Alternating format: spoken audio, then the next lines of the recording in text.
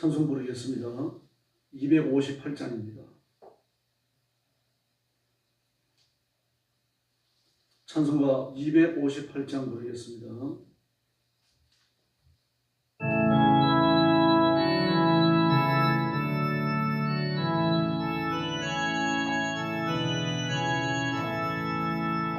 샘물과 같은 보혈은 주님의 피로다. 보혈의 죄를 씻으면 정하게 되겠네. 정하게 되겠네. 정하게 되겠네. 죄를 씻으면 정하게 되겠네. 저도 저에게 하고서 보혈에 씻었네. 저도 저 같은 이 몸도 죄 씻기 원하네. 죄 씻기 원하네. 죄 씻기 원하네. 저도 저 같은 이 몸도 죄 씻기 원하네. 속죄함 받은 백성은 영생을 얻겠네. 샘솟던 다른 피곤샘 하나씩 얻어도 하나씩 얻어도 하나씩 얻어도 샘솟던 다른 피곤샘 하나씩 얻어도 날 좋게 하신 피로니 사랑하였네. 살동안 만든 사람은 널 찬송하겠네. 널 찬송하겠네. 널 찬송하겠네.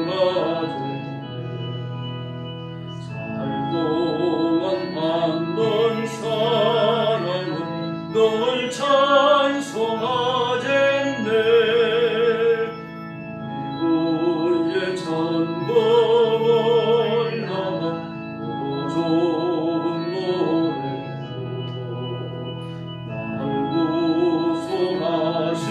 구속하시는 대로 널 찬송하겠네. 널 찬송하겠네. 널 찬송하겠네. 날 구속하시는 대로 널 찬송하겠네.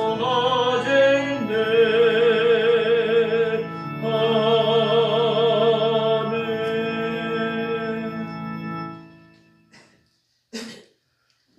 259장 부르겠습니다. 259장입니다.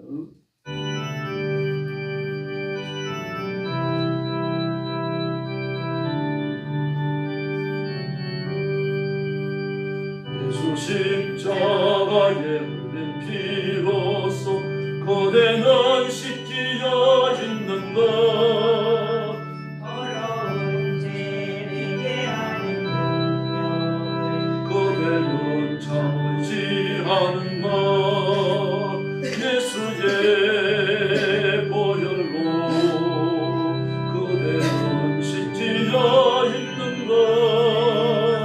마음속에 여러 가지 죄악이 깨끗이 씻기려 있는 것. 주 예수와 밤낮 오늘 함께 그대는 행동을 하는 것. 아멘. 아무 때나 어디서나 그대는 십자가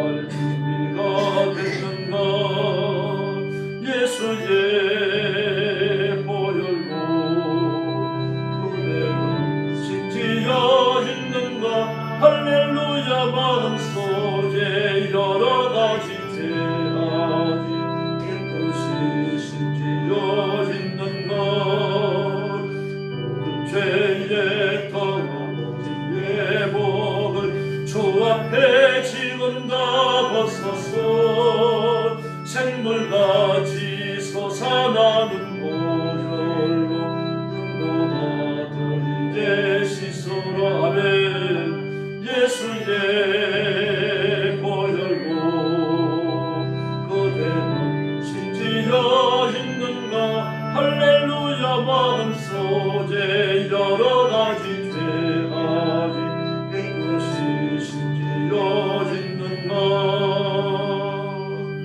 할렐루야. 네, 머리 숙여서 신앙 고백하겠습니다. 나는 전능하신 아버지 하나님 천지의 창조주를 믿습니다.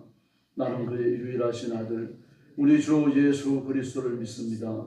그는 성령으로 잉태되어 동정녀 마리아에게서 나시고 본디오 빌라도에게 고난을 받아 십자가에 못 박혀 죽으시고 장사된 지 사흘 만에 죽은 자 가운데서 다시 살아나셨으며 하늘에 오르시어 전능하신 아버지 하나님 우편에 앉아 계시다가 거기로부터 살아있는 자와 죽은 자를 심판하러 오십니다.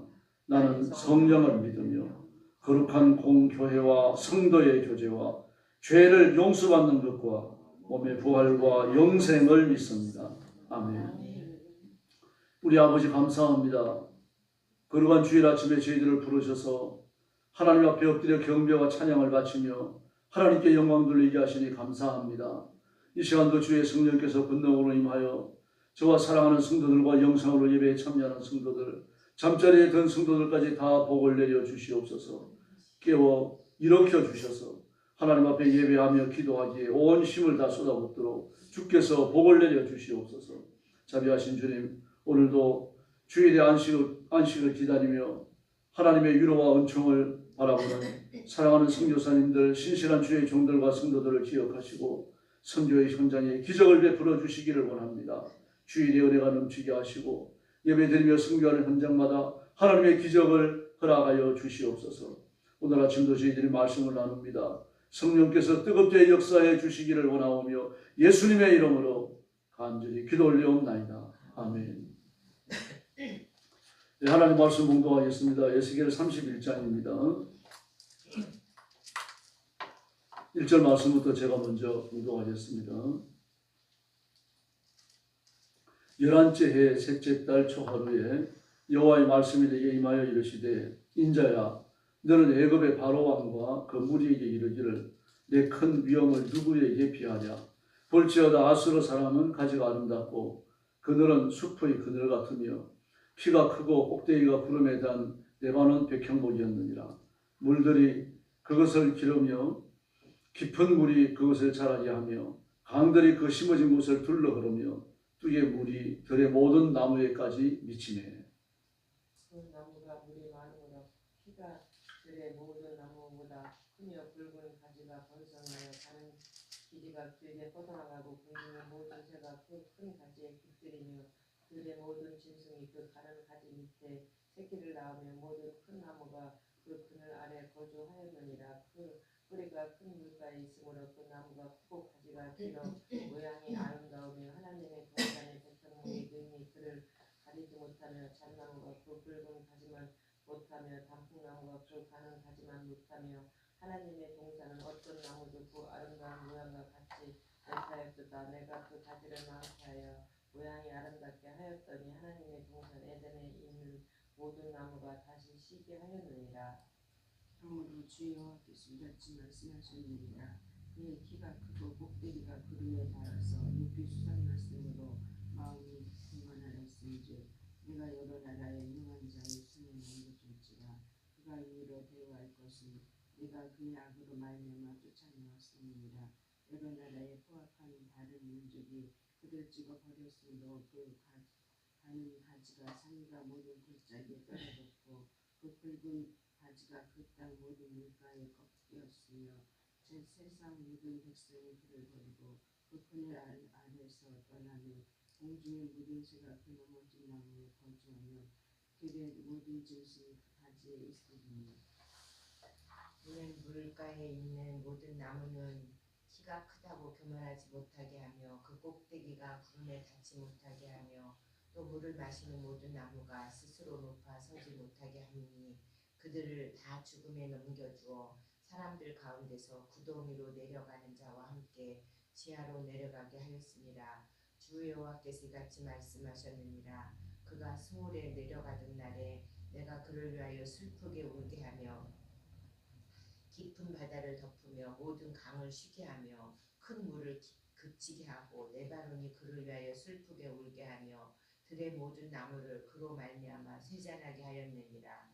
내가 그를 구덩이에 내려가는 자와 함께 스올에 떨어뜨리던 때에 백성들이 그 떨어지는 소리로 말미암아 진동하게 하였고 물을 마시는 에덴의 모든 나무 곧 레바논에 뛰어나고 아름다운 나무들이 지하에서 위로를 받게 하였느니라. 그러나 그들도 그와 함께 스올에 내려 칼에 죽임을 당한 자에게 이르렀나니 그들은 옛적에 그의 칼이 된 자요 나라들 가운데서 그늘의 아래에 거주하던 자니라. 마지막 절 마치고 옵니다. 너의 영광과 위대함이 에덴의 나무들 중에서 어떤 것과 같은고 그러나 내가 에덴의 나무들과 함께 지하에 내려갈 것이요 거기에서 할례를 받지 못하고 칼에 죽임을 당한 자 가운데에 누우리라. 이들은 바로와 그의 모든 군대이라. 주 여호와의 말씀이니라 하라. 아멘. 에스겔 31장은 백향목 나무 같은 애굽이 멸망한다는 이야기입니다. 백향목 나무를 레바논에서 하죠. 다른 데서는 잘 서식하지 않습니다. 그래서 애굽도 마찬가지고 그 주변에 크고 작은 나라들이 궁궐을 지을 때 레바논에서 나무를 수입합니다. 솔로몬도 그랬죠. 백향나무를 많이 수입해서 그걸로 궁궐을 지었습니다. 하나님의 성전도 마찬가지입니다. 바닥은 대리석으로 했고 기둥은 백향목 나무를 썼습니다. 그래서 문을 열고 들어가면 향기가 진동하는 그런 건물이 성전이었고 또 솔로몬 궁궐이었습니다. 그런데 그와 같은 애굽이다. 백향목 나무와 같았다. 높게 자라는 건 거의 100여 m까지 자랐으니까 그 이상도 자랄 겁니다. 이렇게 엄청나게 큰 나무입니다. 얼마나 크고 위원이 뛰어났는가 하면요. 욥기서에 보면 하마를 그 꼬리는 백향목 나무 같으며 그랬습니다. 하마의 꼬리는 우리가 알고 있는 것은 돼지꼬리 같잖아요. 그러므로 그이 말하는 하마는 우리가 말하는 하마가 아니죠. 없어진 고대의 짐승들, 공룡을 말합니다. 꼬리를 한번 휘두르면 나무들이 부서지고 동물들이 나가 떨어지고 그런 짐승들, 힘센 짐승들을 백향목에 비유했어요. 그와 같이 애굽이 백향목에 비유되어집니다. 그런데 1절 말씀에 보면요. 2절 말씀에요. 너는 애굽의 바로왕과 건부리에게 이르기를 그랬습니다. 바로왕과 건부리에게 이르기를. 3절에 보니까 아수르처럼 망한다. 애굽과 바로와 그 신하들이 아수르처럼 망한다. 아수르는 대단히 강한 국가였습니다. 세속 역사에서 아시리아라고 했죠. 유럽의 많은 부분들을 다스렸고 아주 호전적이었어요. 그리고 한 민족을 정벌하여 항복을 받으면 민족을 말살시켜버립니다. 그 민족, 그 국가를 이루고 있던 민족을 아수르가 다스리시는 식민지 안에 산지 사방으로 흩어놓습니다. 그래서 아예 언어와 글자를 없애버리고 민족이 규합하지 못하도록 만들었어요. 북왕국 이스라엘이 그래서 없어진 겁니다. 그리고 또 아수르 원주민을 그 나라의 수도로 이주시켜가지고 모든 중요한 일들을 아수르 사람이 하게 하고 그리고 아수르 사람들과 그리고 그 국가, 정복한 국가의 고위 관료들과 연혼을 하게 합니다. 혈통이 섞이는 거죠. 이런 식으로 잔인하게 했어요. 그래서 아수르도 망합니다. 아주 강대했고 부유했고 화려했습니다. 더구나 애굽을 보면요. 나일이 범람을 하면서 해마다 수많은 그 퇴적물들을 강변에 쏟아 놓으니까요. 그런 걸 할 필요가 없습니다. 북을 더 넣을 필요도 없고요. 그냥 심기만 하면 되는 거죠. 해마다 나일이 범람하면서 수많은 퇴적물을 쏟아내고 있으니까 그냥 거기에다가 심기만 하면 아주 좋은 농작물이 만들어지는 겁니다. 심으면 심는 대로 아주 풍성한 수확물을 얻을 수 있습니다. 강에서는 강대로 수많은 고기들이 잡히죠. 노이들을 이용해가지고 그 강물을 내륙, 사막 가운데로 끌어들여가지고 농사를 짓고 있었죠. 대단한 나라가 애굽이었습니다. 화려함이라고 하는 건 말로 다 할 수가 없었습니다. 찬란한 문화의 꽃을 피웠고요. 금을 제공했고 의상과 수학과 기하학과 천문학과 의학이 발달했습니다. 아브라함이 애굽에 내려갔을 때요. 이미 애굽 사람들은 하늘의 황도대, 다시 말해서 지구가 태양을 공전하는 이 사실을 알고 있었습니다. 그리고 태양을 공전할 때 일정한 궤도를 돌기 때문에 언제 어느 지점에 가면 어떤 별자리가 나타나는지 정확하게 꿰고 있었고요. 그 별자리를 감시하고 있었습니다. 다시 말해서 그 당시에 이미 천문학적 데이터를 축적하고 있었던 거죠. 대단한 사람들이죠. 지구와 뭐 자전한다는 건 알 수 있죠. 그럼 공전한다는 이야기. 지구가 자전하면서 공전한다. 이건 여러분 근대에 들어서나 발견되어진 그런 것들 아닙니까? 근데 애굽 사람들은 이미 그걸 알고 있었어요. 그러면서 황도대에 나타나는 별자리들을 감시하고 있었으니까요. 굉장히 진보적인 학문을 가지고 있었습니다. 그리고 피라미드를 보십시오. 그 돌덩이 하나가 몇십 톤에서 몇백 톤 되었죠. 도대체 어떻게 옮겼을까요? 지금도 어떻게 옮겼는지 과학적인 답을 못 내놓고 있습니다. 답을 못 내놓으니까 하는 말이 뭡니까? 우주인의 진보된 과학으로 피라미드를 쌓았다. 그리고 아브라함이 애굽에 내려갔을 때요. 뭐 그런 것만 있었던 것이 아니고 의학에 관한 굉장히 진보된 지식을 가지고 있었습니다. 물론 모세 때에는 이미 의학 서적이 있었습니다만 뭐 이러니까 그 애굽이라고 하는 나라는 뭐 수수께끼 같은 나라입니다. 연구하면 연구할수록 수수께끼 같은 나라고요. 그리고 고고학이 발전되어져 가지고 그 예측의 유물들을 내면 발굴해낼수록 혀를 되더랍니다.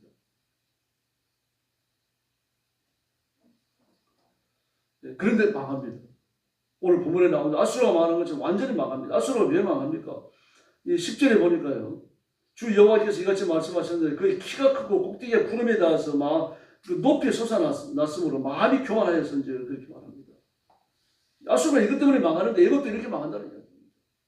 이 교만, 이것이 결국은 국가를 파멸로 몰아넣는 거죠. 그래서 15절 이하의 말씀을 보면 애굽이 어떻게 되어집니까? 죽음에 내던져졌다라고 서울이라고 그랬죠. 서울, 16절 서울. 그리고 18절 말씀을 보면 지하에 그렇게 말합니다. 죽음을 말합니다. 우리로 말하면 저승이에요. 이 지옥도 아니고 천국도 아닙니다. 죽은 사람이 가는 만일한 장소로 그렇게 생각하고 있던데 그 언어를 그대로 채워내 왔습니다. 그러면 그 시대 사람들이 이 말씀을 읽으면 하고 거기에 끄떡이게끔 되어져 있는 거죠. 죽어서 파멸에 던져진다는 얘기입니다. 나라가 영원할 것 같지만 나라도 망한다는 얘기죠.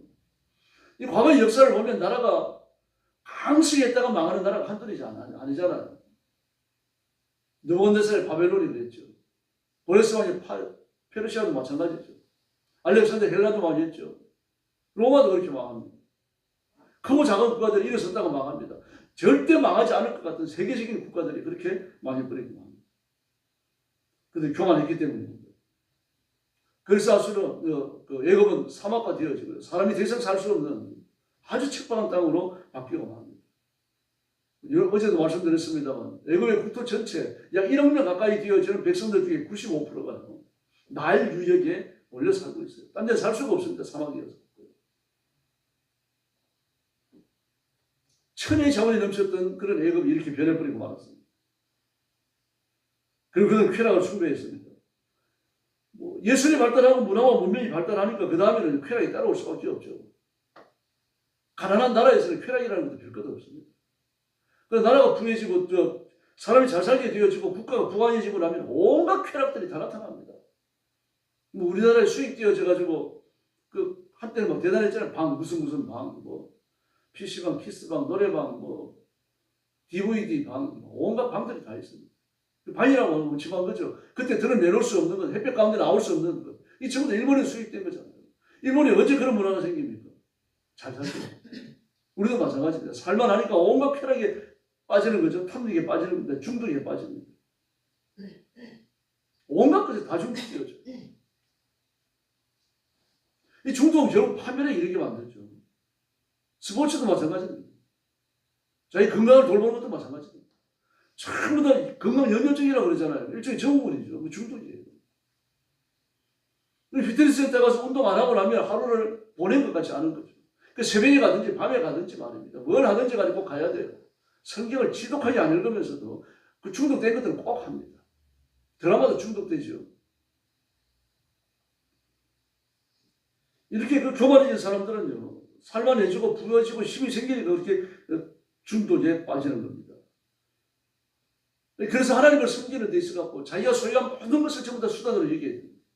내 지식도 지혜도 경험도 내 건강도 내 몸뚱아리도요. 물질도 모든 것이 하나님을 섬기는 수단이 되어야 되는데 하나님까지 내 욕망을 채우는 수단으로 삼는 겁니다. 이 타락이에요. 그래서 하나님의 능력, 하나님의 기적을 어디와 연결시킵니까? 내가 이루고자 싶어하는 것들이요. 그런 하나님의 목적과 관련이 없는 거죠. 내 욕망입니다. 내 정욕이고요. 이런 현상이 얼마나 강했으면 예수님께서 뭐라 그러십니까? 정욕을 위한 기도 필요 없다고. 안 듣는다. 안 이루어집니다. 누가복음 12장 19절에 보니까 먹고 마시고 즐거워한다. 언제? 종말의 징조입니다. 돈 많은 사람들입니다. 디모데전서 5장 6절도 마찬가지입니다. 일락을 사랑하는 자는 죽은 자다. 일락을 사랑하는 자. 돈이 많은 자라고 말하지 않아요. 교만한 자라고 말하지 않습니다. 일락을 사랑하는 자. 그 무엇을 소유했든지 간에 말입니다. 제가 공부를 많이 했을지라도 많은 재물을 갖고 있을지라도 주님을 위해서 쓰면 괜찮아요. 아무 문제가 없습니다. 그러나 그것을 위해 가지고 하나님의 능력까지 끌어오니까요. 일락을 사랑하는 겁니다. 중독에 빠지는 사람은 전부 다 일락을 사랑하는 사람들입니다. 그리스도인은 예수님께만 중독되어야 할 줄로 믿습니다. 아무 문제가 없습니다. 그래서 인간은 대부분 마약을 찾고 신경안정제를 찾고 프로포폴을 찾고 마취 주사를 찾고요. 이런 것들은 심한 사람들이죠. 독서, 취미, 여러 가지 취미들, 건강에 관계된 것들, 이런 것들 말입니다.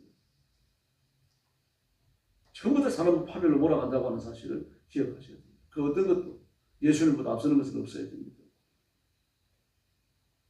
그리고 그들의 그 특징 중에 하나가 뭡니까? 사치입니다. 돈이 많아지면 사치할 수밖에 없습니다. 돈이 많아지면 쾌락과 사치로 그러게 되어 있어요. 이 사치라고 하는 것은요, 그냥 필요해서 뭘 사는 걸 사치라고 그러지 않잖아요. 사람은 누구나 쓰고 없어질 육신이라는 걸 알아요. 알지만 이것을 치장하고 싶어하는 본성을 갖고 있는 겁니다. 이 쾌락을 위해 가지고 소비가 이루어질 때 그건 사치와 연결되는 겁니다. 자신의 만족을 위해 가지고, 자신의 쾌락을 위해 가지고 소비가 이루어질 때요. 사치입니다. 사치도 우상숭배입니다. 중독이에요. 사치에 중독된 사람들을 보면 스타일이 바뀔 때마다, 좋은 옷이 나올 때마다, 좋은 신발이 나올 때마다 그걸 안 사면 못 견디는 겁니다. 그래서 저는 세계적인 유명 브랜드들요, 루이비통이나 프라다나 에르메스나 이런 것들 보면요, 가방을 많이 비틀어놔요. 크기를 약간 줄였다가 크게 했다가 요리 비틀었다가 조리 비틀었다가 재봉수를 겉으로 냈다가 몸 밑으로 넣었다가 그걸 전부 다 가지고 싶어하는 겁니다. 싸지는 합니까? 몇백에서 몇천만 원씩 하고요. 에르메스 가방은 악어가 좀 만들면요, 몇억 합니다. 조그마한 손가방 하나가 1억이 넘으니까요. 근데 그걸 갖고 싶어가지고 환장을 해요. 이게 사치죠. 사치는 이미 일락을 사랑하는 것이고 중독입니다. 그리스도인이 버려야 될, 시급하게 버려야 될 우상숭배 중에 하나가 사치입니다. 그래서 육체를 위해서 물질을 과다하게 쓰는 자는 사치에 빠지고 사치하는 자는 심판을 자초했습니다.